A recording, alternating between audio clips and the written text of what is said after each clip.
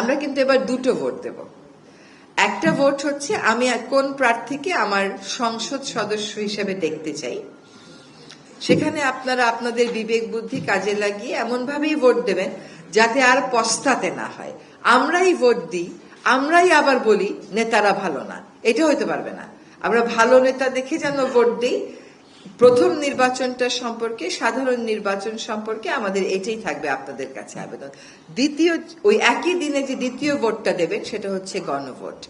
এটা হচ্ছে বাংলাদেশের ক্ষমতার যে ভারটা আছে সেই ভারটাকে শাসক গোষ্ঠীর থেকে জনগণের দিকে বাঁক খাওয়ানোর একটা সিদ্ধান্তের সময়।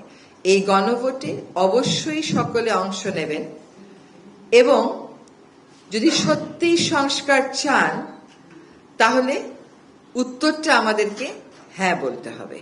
যদি হ্যাঁ না বলি, চুপ করে বসে থাকি, নিষ্ক্রিয় থাকি বা না বলি, তাহলে ক্ষমতার যে ভারসাম্যটা আনার প্রয়োজন এই সমাজে, সেই ভারসাম্যটা আনবার সুযোগটা আরো অনেক বছরের জন্য হয়তো আমরা মিস করে ফেলব।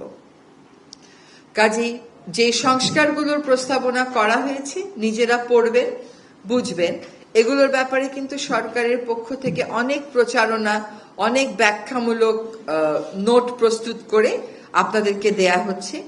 গণভোটে সকলকেই অংশ নিতে হবে এবং আপনার মতামত জানাতে হবে। যদি সংস্কার চান তাহলে গণভোটে যেতে হবে, সংস্কারের পক্ষে মতামত ব্যক্ত করতে হবে।